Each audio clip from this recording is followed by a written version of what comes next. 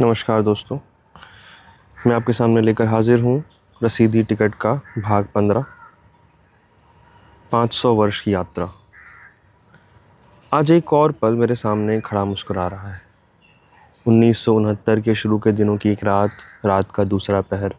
Telephone की घंटी बजी। मेरे बेटे का ट्रंक कॉल था, बड़ौदा यूनिवर्सिटी के हॉस्टल से। मेरे चिंता भरे पत्रों के उत्तर में उसकी आवाज़ थी, मैं बिल्कुल ठीक हूँ मामा। बहुत दिनों बाद उसकी आवाज़ मेरे कानों से होकर मेरे रोम रोम में उतर गई। गर्मी हो या सर्दी, मैं बहुत से कपड़े पहनकर नहीं सो रही थी जब यह फ़ोन आया था। उसी तरह रज़ाई से निकलकर फ़ोन तक आई थी। लगा शरीर का मांस पिघल कर रूह में मिल गया है और मैं प्योर निकेट सोल वहीं खड़ी हूँ। अंधेरे में जैसे बिजली चमक जाती है। ख्याल आया, मैं एक साधारण माँ अपने साधारण बच्चे की आवाज़ सुनकर अगर इस तरह एक हसीन पल जी सकती हूँ तो माता तृप्ता की कोख में जिस समय गुरु नानक जैसा बच्चा पल रहा था, माता तृप्ता को कैसा नैसर्गिक अनुभव हुआ होगा। यह वर्ष गुरु नानक के 5 शताब्दी उत्सव का वर्ष था। मुझे एक प्रकाशक की ओर से एक लंबा काव्य लिखने के लिए कहा गया था, पर मैंने मना कर दिया था। लिखती तो वह काव्य मेरे लहू के उबाल में से उठा हुआ न होता। पर अब यह पल जैसे मेरे हाथ पकड़कर मुझे 500 वर्षों के अंधेरे में से ले जाकर उस माँ के पास ले गया जिसकी कोख में गुरु नानक था। सारा अंधेरा एक मध्यम सिलौं में भीग गया। रोशनी से गीला यह पल और फिर न जाने कितने दिन और कितनी रातों में उसकी महक बस गई। इन्हीं दिनों में मैंने एक ग्रीव कहावत को जिया था, all would can be made into A cross, और कविता लिखी गर्भवती। माता तृप्ता के गर्भ के 9 महीने जैसे उसके 9 सपने थे। फिर पंजाब के कुछ अखबारों ने बुरा भला कहा और इस कविता को बैन कर देने के लिए पंजाब सरकार से आग्रह किया। वह सब सुना।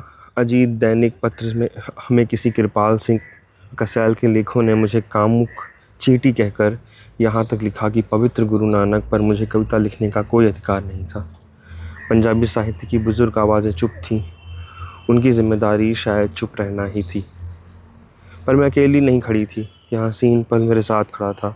हम दोनों हैरान थे पर उदास नहीं।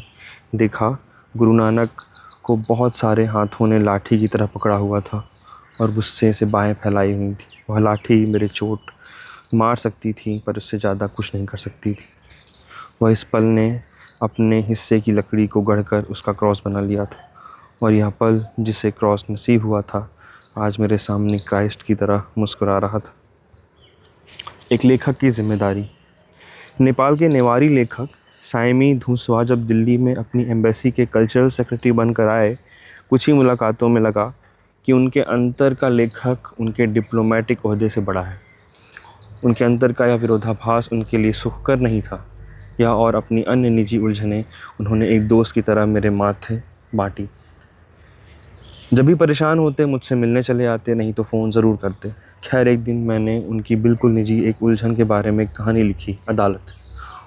उन दिनों में हिंदी में अपनी कहानियों की किताब कंपाइल कर रही थी, पंजाब से बाहर के पात्र, और मैंने इस बुक के लिए जो 18 कहानियाँ चुनी थी उनमें से एक यह अदालत थी। किताब प्रेस में चली गई और मैंने यह खबर भी धूसवा साहब को दे दी। हर कहानी के नीचे उसका पात्र जिस देश का था उस देश का नाम दिया था। सो अदालत कहानी के नीचे नेपाल का पात्र लिखा हुआ था। धूसवा ने मुझसे कहा कि कहानी के नीचे मैं नेपाल शब्द को काट कर कुछ और लिख दूं, नहीं तो एक डिप्लोमेट होने के नाते उन्हें मुश्किल का सामना करना पड़ेगा। मैं कभी गवारा नहीं कर सकती थी कि उन्हें कोई तकलीफ़ हो, इसलिए उनके कहने के अनुसार नेपाल की जगह आसाम लिखवा दिया। किताब छप गई। उन्होंने भी देखी और मुझे एक नोट लिख कर दिया कि मैं जब अपनी जीवनी लिखूं तब उनका यह नोट उसमें ज़रूर शामिल करूं। वह नोट है, यह कहानी धूसवा की है, पर सांस्कृतिक सहचारी एक मानवीय इतना बुज़दिल और कायर है कि इस कहानी को अजनबी बनाने के लिए अपने देश नेपाल को भारत का एक राज्य आसाम बनाने में उसने हामी भर दी। साइमी धूसवा। उस दिन धूसवा मेरी दृष्टि में और भी ऊंचे हो गए। यह उनके अंतर के लेखक की ईमानदारी का आग्रह था। मैंने आदर से सिर झुका लिया। इस कहानी का उन पर गहरा असर था। उन्होंने अपनी पत्नी को भी यह कहानी सुनाई और अपनी दोस्त लड़की को भी। एक बेचैनी के साथ इस कहानी को बार बार पढ़ते रहे। जब 3 बार पढ़ चुके तो उन्होंने एक बेचैन सपना आया और वह उन्होंने लिखकर मुझे दे दिया। वह सपना था, न जाने सवेरा था या संध्या थी, आकाश उजाले और अंधेरे के मेल में फैला हुआ था। मैं एक नदी की ओर खींचा चला जा रहा था। इस नदी को मैं प्रतिदिन पार कर लेता था, पर उस दिन इस नदी के तट पर अपनी एक प्रेमिका को, जो विवाहित थी और बच्चों की माँ थी, देखकर घबरा सा गया। उस नदी को पार करने का मुझे साहस नहीं हुआ। शायद अचेतन मन में डूब जाने का भय समा गया था। मैं नदी के किनारे किनारे चलने लगा, पर उस समय सब ओर रेत ही रेत दिखाई देने लगी। उस रेतीले स्थल में 2 तंबू लगे हुए थे। मेरी आंखों के सामने तंबू के अंदर का दृश्य फैल गया। मैं देखता हूँ कि इसमें एक पुरुष है जिसे मैं भली भांति पहचानता हूँ, जिसके भाव और विचार एक यंत्र की भांति मेरे अंदर ट्रांसमिट हो जाते हैं। उसके सामने 3 तरह के वस्त्र पहने हुए पर एक ही चेहरे की 3 युवतियाँ खड़ी हुई हैं। पुरुष परेशान सा हो गया, क्योंकि उनमें से एक उसकी प्रेमिका थी।